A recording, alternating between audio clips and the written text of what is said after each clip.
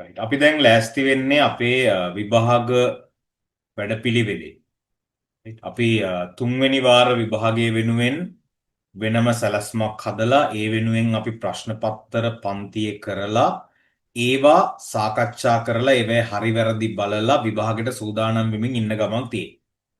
එතකොට අපි අද දවසේ තෝරගත්ත පේපර් එක තමයි 2019 අවුරුද්දේ මධ්‍යම පළාත් පේපර් එක.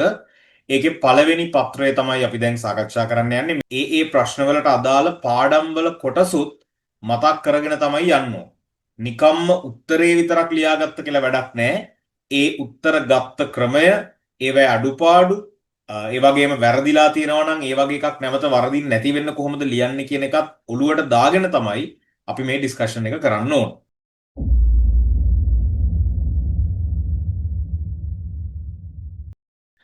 හරි. එහෙනම් අපි වැඩේ පටන් ගමු.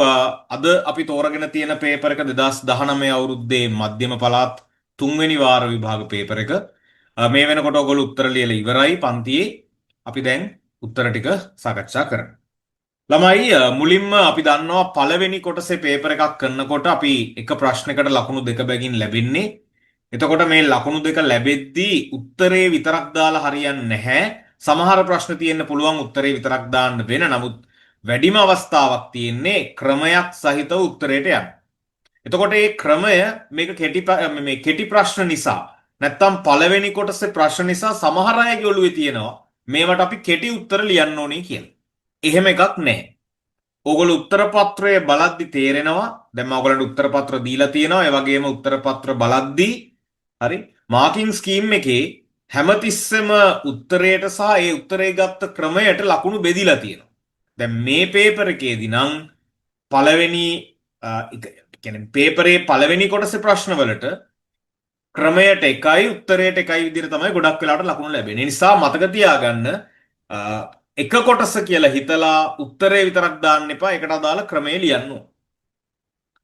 දැන් මෙතනදී ඔයගොල්ලෝ විශේෂයෙන් මතක තියාගන්න දෙයක් තමයි අපි මේ පේපර් එකට උත්තර ලියනකොට හැමතිස්සෙම අපේ පේපර් එක බලන කෙනාට පහසු වෙන විදියට උත්තර ලියන්න. ඒ කියන්නේ බලන ටීචර්ට මේ පේපර් එක බලද්දි යාගේ පැත්තෙන් හිතන්න යාට මේ පේපර් එක බලන්න ලේසි වෙන්න ඕන. අපි පැහැදිලි කරලා දෙන්න ඕන උත්තරයට ගිය විදිය. එතකොට තමයි අපිට සම්පූර්ණ ලකුණු ටික හොරකම් කරගන්න පුළුවන් වෙන්නේ. රයිට්? ඒ සම්පූර්ණ ලකුණු ටික ඒ බලන කෙනාගෙන් ලබා ගන්න අපි සූක්ෂම වෙන්න ඕන. අපි කපටි වෙන්න ඕන. ඒ නිසා හරියටම උත්තර ලියන්න ඕන. රයිට්. අපි යමු එහෙනම් කෙලින්ම පළවෙනි ප්‍රශ්නෙට. පළවෙනි ප්‍රශ්නේ තියෙනවා 2 4 6 8 තිප්පලක්. මේක සංඛ්‍යා අනුක්‍රමයක්. මේ සංඛ්‍යා රටාවේ 125 වෙනි පදය අපෙන් අහලා තියෙනවා. සංඛ්‍යා රටාවක ඕනෑම පදයක් ලබා ගන්න නම් අපිට සංඛ්‍යා රටාවේ සාධාරණ පදය හොයාගන්න පුළුවන් වෙන්න ඕන. එතකොට මේ දීලා තියෙන සංඛ්‍යා රටාවේ සාධාරණ පදය හදලා ගන්න දෙයක් නෑ. මොකද මේක දෙකේ ගුණාකාර රටාව. එහෙම නැත්නම් ඉරට්ටේ සංඛ්‍යා රටාව. ඒතර එයාගේ සාධාරණ පදය ලියලා අපි වැඩේ පටන් ගමු. දැන් ඕගොල්ලෝ මේ වෙනකොට දන්නවා සාධාරණ පදය දෙකේ ගුණාකාර රටාවේ 2n. එතකොට අපෙන් අහන්නේ n කියන කෙනා එහෙම නැත්නම් ස්ථානය 125 වෙනකොට පදය කීයද කියලා. එහෙනම් n කියන්නේ යම් ස්ථානයක් n 125 වෙනකොට n ආදේශ n වෙනුවට අපි දානවා. හරි? n 125යි කියලා ගානේ දීලා තියෙන නිසා n වෙනුවට දානවා අපි 125. එතකොට අපිට ලැබෙනවා දෙවරක් 125 250යි. දැන් බලන්න උත්තරේ ගොඩනගාගත්ත විදිය සාධාරණ පදේ ලිව්වා ආදේශ කරා උත්තරයට ගියා. උත්තරේ 250යි. ඒක ආවද ළමයි?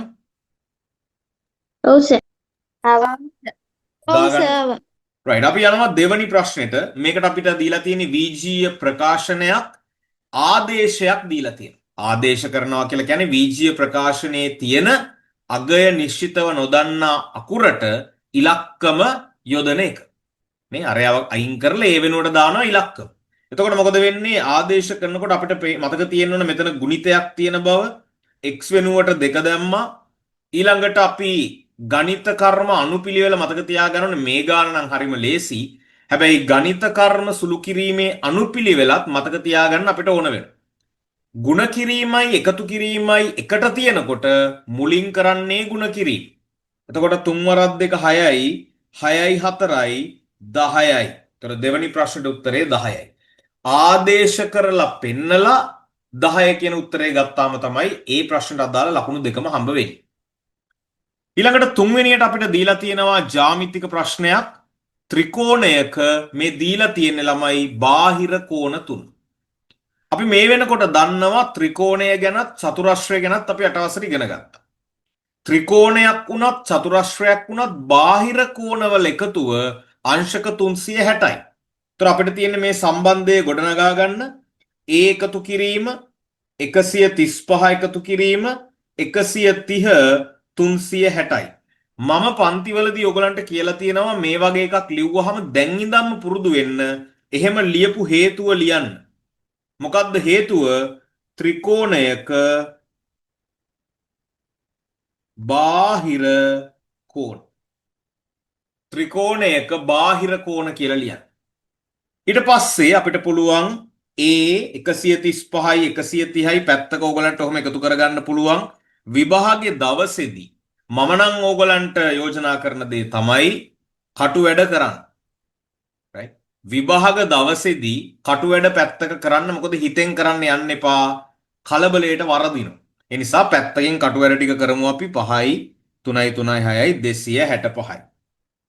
එතකොට ඊළඟ පියවරේදී අපි ඒව තනි කරගන්න 360න් 265 අඩු කරනවා. ඒකත් පැත්තක සුළු කරන්න.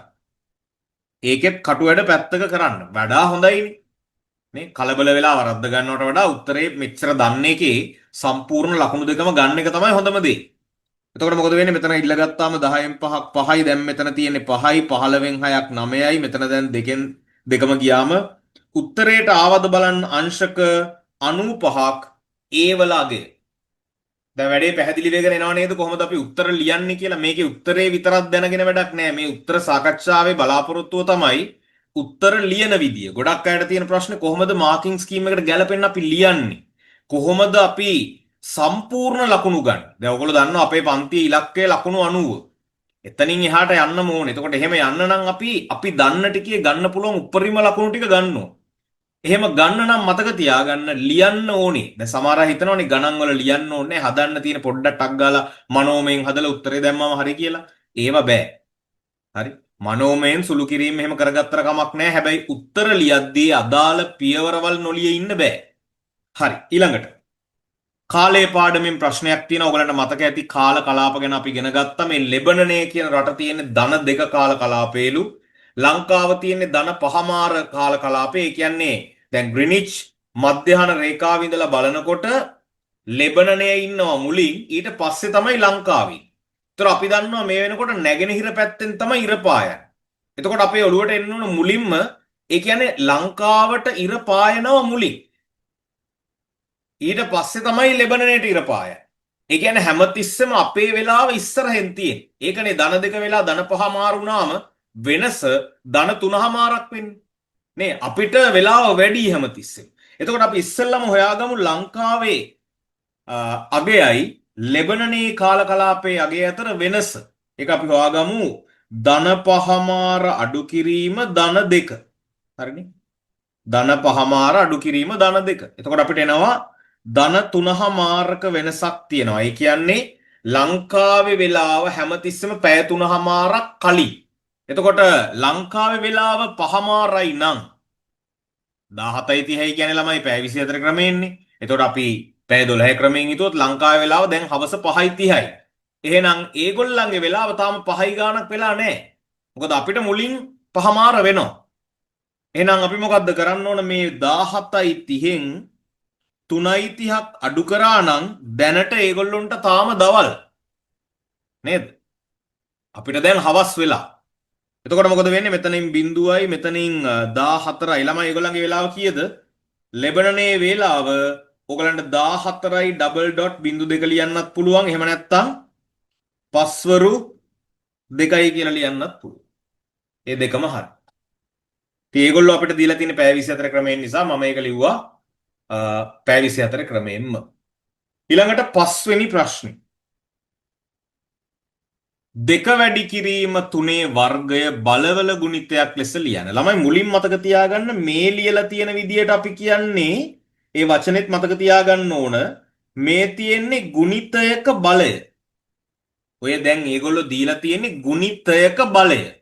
අපිට ඒගොල්ලෝ කියන්නේ මේක හරවන්නලු බලවල ගුණිතයක් විදියට. ඉතින් අපිට පුළුවන් මේ වරහනට ඇතුලෙන් ඉන්න දෙන්නටම මේ එළියෙන් ඉන්න දර්ශකය දාලා ලියන්න. මේ තියෙන්නේ අර එළියෙන් හිටපු දර්ශකය ඇතුලේ ඉන්න දෙන්නටම අයිති. ඒ අනුව 2 අපි දන්නවා 2 කියන්නේ දෙවරක් 2, 3 කියන්නේ තුන් වරක් 3, මෙතනින් එනවා 4ක්, මෙතනින් එනවා 9ක්. අගය තමයි 36. දාගන්න උත්තරේ අගය 36යි. ඊළඟට අපි යනවා 6 වෙනි ප්‍රශ්නෙට වීජීය පදවල මහා පොදු සාධකය හොයන්නයි තියෙන්නේ. එතකොට මේ වෙනකොට අපි සංඛ්‍යාවල මහ පොදු සාධකය හොයන්න දන්නවා. දැන් මේ වෙනකොට වීජීය පදවල මහ පොදු සාධකය කියන එකත් අපි ඉගෙනගෙන තියෙනවා.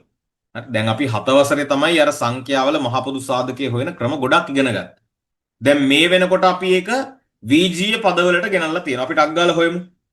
ඔන්න 4x ඉන්නවා 4x ලියා ගන්නවා අපි 2 වැඩි කිරීම 2 වැඩි කිරීම x 8xy අපිට ලියන්න පුළුවන් කොහොමද 2 වැඩි කිරීම 2 වැඩි කිරීම 2 වැඩි කිරීම x වැඩි කිරීම y 24xyz අපිට ලියන්න පුළුවන් කොහොමද 24 අපි ඕන්නම් පැත්ත කඩාගමු ටක් ගාලා 2යි 2කින් බෙදුවාම 12යි ප්‍රථමක සංඛ්‍යා වලින් බෙදාගෙන යමු 3යි 3 3ෙන් බෙදුවාම 1යි එතකොට 2 වැඩි කිරීම 2 වැඩි කිරීම 2 වැඩි කිරීම 3 ඊළඟට ඉන්නවා x y z හරි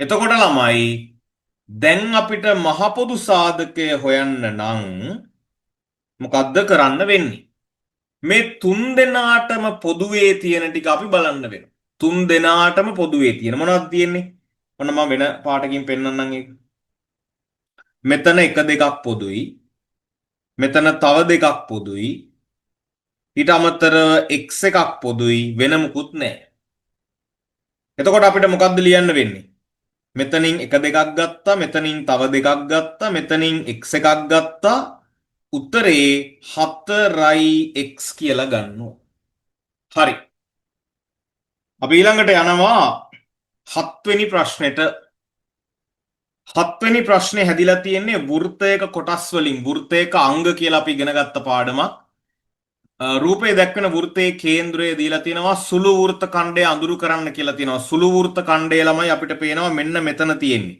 ඉතින් අඳුරු කරන්න කියලා විභාග වේලාවට පාට පැන්සල් අරගෙන වේලාව නාස්ති කරන්න ඕනේ නැහැ. ඒ තියෙන්නේ අඳුරු කළ. හරිම ලේසි. ඊළඟට අපෙන් අහනවා දිගම ජාය. ඔයගලන්ට මතක ඇති ජායක් කියන්නේ වෘත්තය මත තියෙන ලක්ෂ දෙකක් යා කරන රේඛාවක්. එතකොට එහෙම ජායවල් ඕන තරම් අඳින්න පුළුවන්. හැබැයි අපි දන්නවා මේ වෙනකොට ඇඳිය හැකි දිගම ජාය තමයි වෘත්තයේ කවුද? විස්කම්භය. එහෙනම් මෙතන තියෙන වෘත්තයේ දිගම ජාය හෙවත් විස්කම්භය මේ O කියන කේන්ද්‍රය හරහා යන කවුද? AB විස්කම්භය. තවත් හොඳයි විස්කම්භය කියලාත් ලිව්වනම්. ඒක අනිවාර්ය නෑ නිකන් අර අපි දන්නවා කියලා පොඩ්ඩක් පෙන්නන්න AB විස්කම්භය කියලා අපි ලිව්වා. හොඳයි.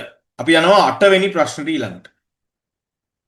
දැන් ඔයගොල්ලෝ දන්නවා මේ ධන ඍණ සුළු කිරීම වලදී අපි ඉගෙන ගත්ත ආකල ප්‍රතිලෝමය එකතු කරනවා කියලා කතන්දරය. ඒ කියන්නේ මෙතන අඩු කිරීමෙන් පස්සේ ඉන්න කෙනාගේ ලකුණ මාරු කරලා එකතු කිරීම. ඒකට තමයි අපි ආකල ප්‍රතිලෝමය එකතු කරනවා කියලා කියන්නේ. එතකොට මෙතන අඩු කිරීම එකතු කිරීමක් කරද්දි මෙයාගේ ලකුණත් මාරු වෙනවා. දැන් මෙතන ඉන්න දෙන්නම ලකුණු සමාන දෙන්නෙක්. එම නිසා ඒ දෙන්න අපි එකතු කරලා එම ලකුණම දානවා උත්තරේ ධන 8ක් ආවද බලන්න. හොඳයි. හරි. ඊළඟට අපි යනවා 9 වෙනි ප්‍රශ්නෙට ප්ලේටෝ කැට. දැන් මේ ප්ලේටෝ කැට ගැන විභාගෙ නිතර අහනවා. මොකද ප්ලේටෝ කැට කියලා කියන්නේ ඔයගොල්ලෝ මතක තියාගන්න ඕන තොරතුරු ටික. හරි. එතකොට ප්ලේටෝ කැටවලදී අපි මතක තියාගන්න ඕනේ මූණත් සියල්ල අනිවාර්යෙන්ම සමාන වෙන්න ඕනේ.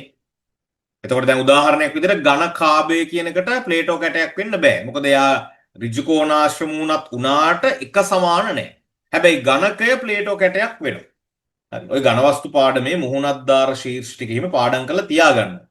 ප්ලේටෝ කැටවල ලක්ෂණ මතක තියාගන්න. ඒතර මුහුණත් සියල්ල එක සමාන වේද? ඔව්. සෑම විටම මුහුණත් ගාන දාර ගණනට සමාන විය යුතුයි කියලා එකක් තියෙනවද? එහෙමනම් එකක් නැහැ.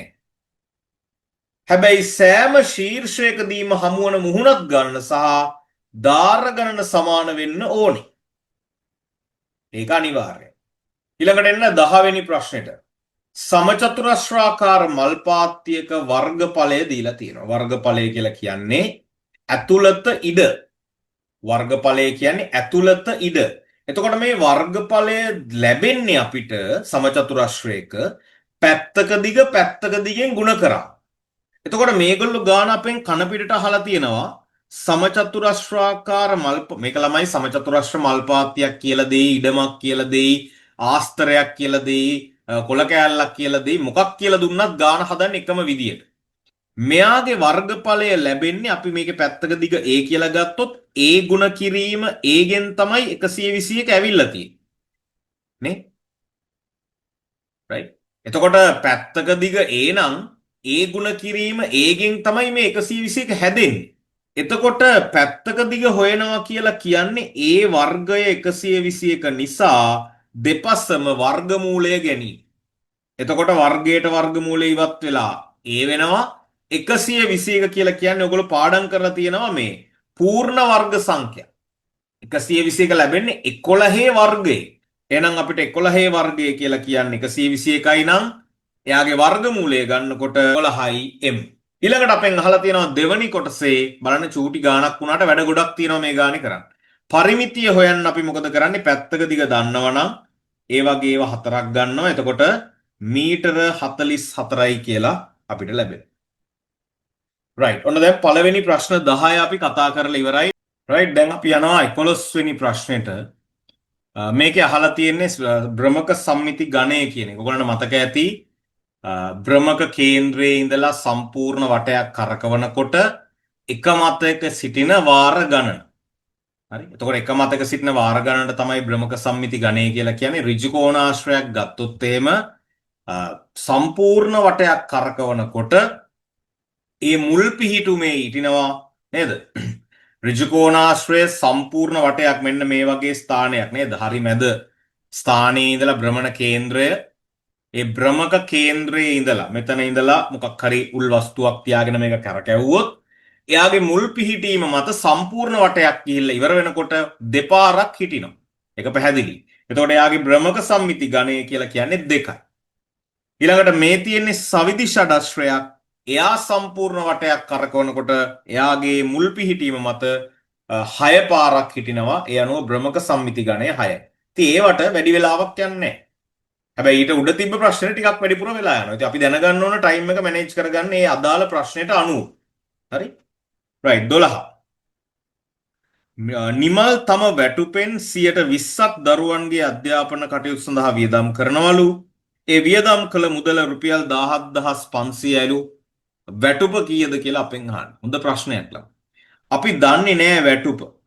දැන් සාමාන්‍යයෙන් ගණන් දෙන්නේ වැටුප කියලා 120ක් කීයද කියලා අපෙන් අහන්න.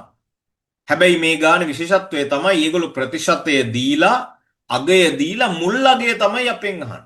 ඒතර මේ වගේ ගණන් හදන්න මම ඔයගලන්ට ක්‍රමයක් කියලා දීලා තියෙනවා. අපි වැටුප x කියලා ගත්තොත් x ගෙන් 120ක් තමයි 17500 මේ විදියට ගාන හදන්න පුරුදු වෙන්න. ගානේ මුල අහනකොට ගාන කන පිටට හදන් යන්න එපා. හරි. දැන් සමහර වෙලාවට ඉගෙන ගන්න ක්‍රමයක් තමයි එක ක්‍රමයක් තියෙනවා මේ ගාන කන පිටට හදන් යන්න. හරි උඩ යට මාරු කරලා කන පිටට යන්න.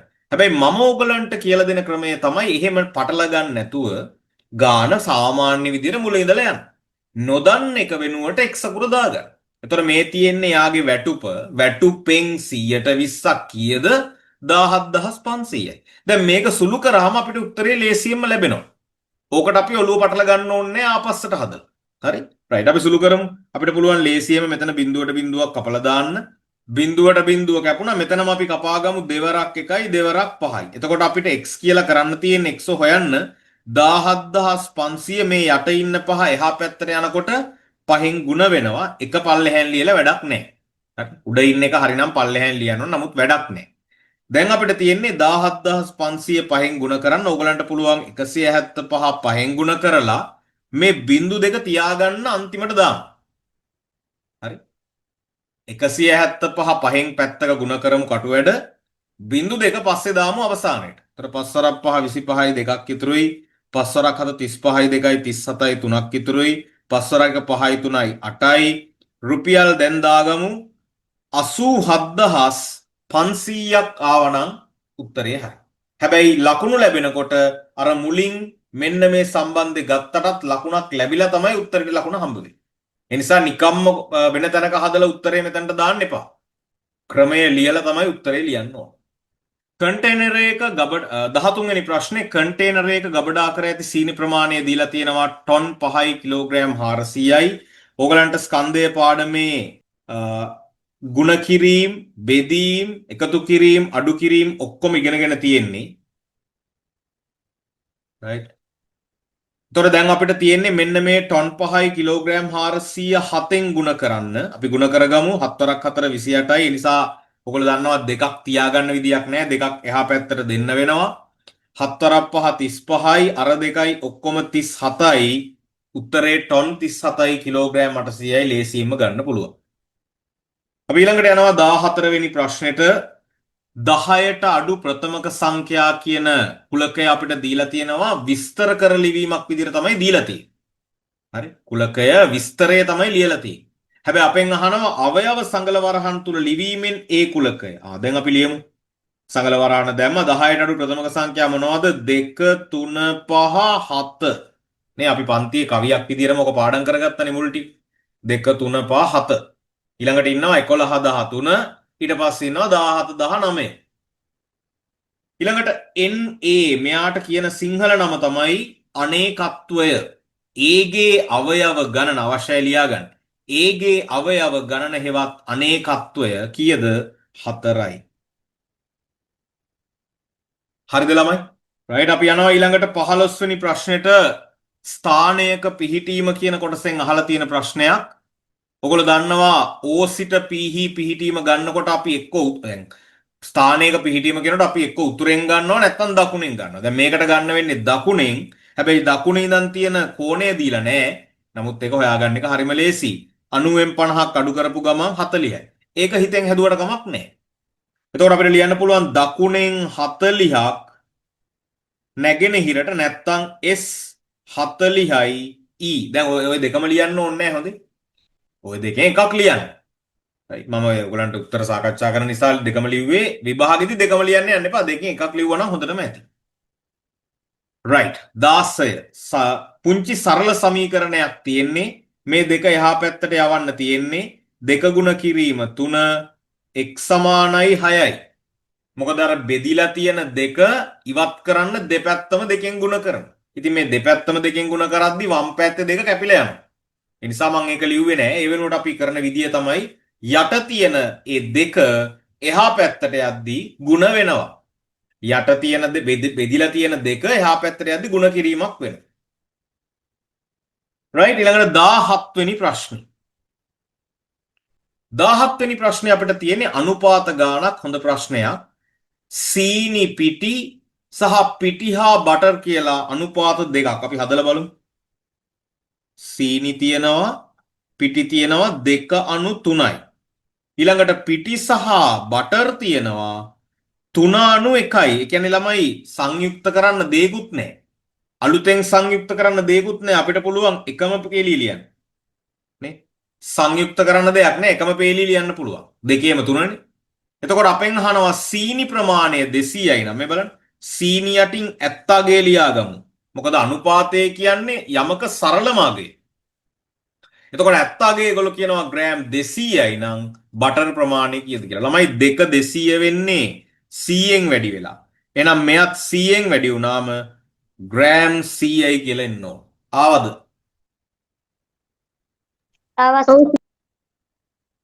දැන් වැඩේ ෆිට්ද? හරියාගෙන එනව නේද?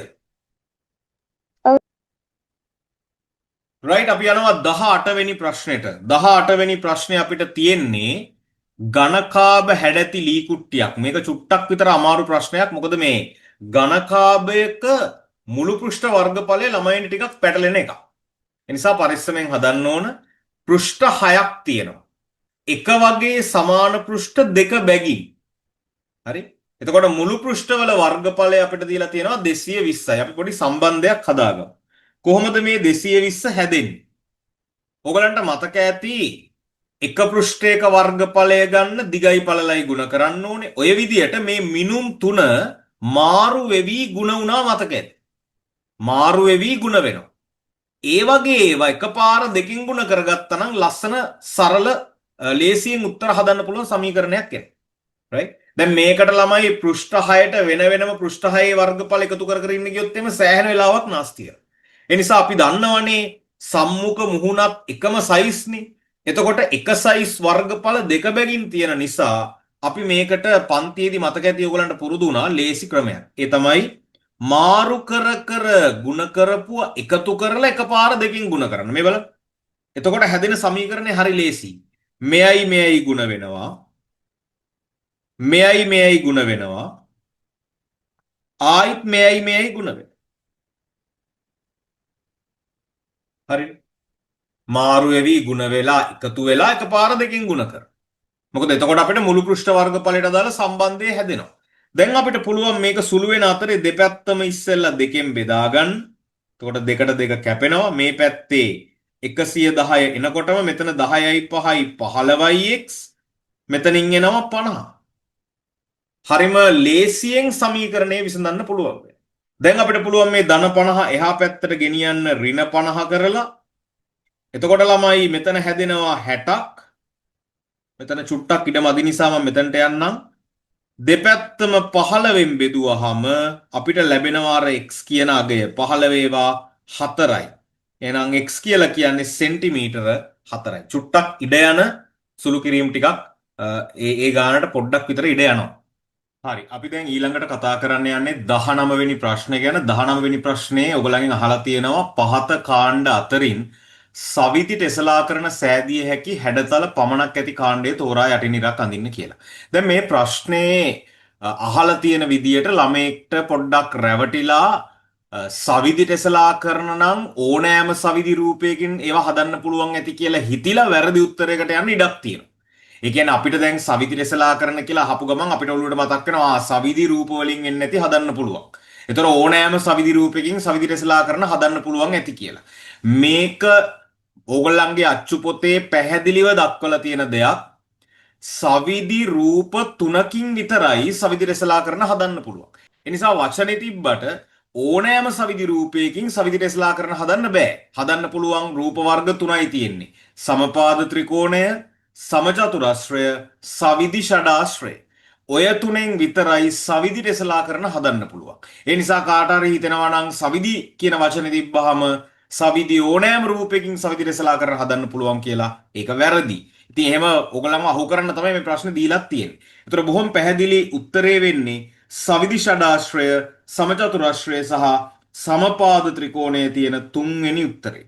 සවිදි පංචාශ්‍රය තිබ්බට සවිදි අෂ්ටාශ්‍රය තිබ්බට ඒවෙන් සවිදි රැසලා කරන හදන්න බෑ ළමයි. රයිට්. අපි ඊළඟට යමු 20 වෙනි ප්‍රශ්නෙට. මල්ලක එක සමාන රතු බෝල 3ක්ද නිල් බෝල 2ක්ද මේක එක සමාන කියන එක වැදගත්. මොකද මේ වගේ පරීක්ෂණයක් කරනකොට එක සයිස් බෝල තියෙනවා. හරි. නැත්තම් ඒක අහඹු පරීක්ෂණයක් වෙන්නේ නැහැ.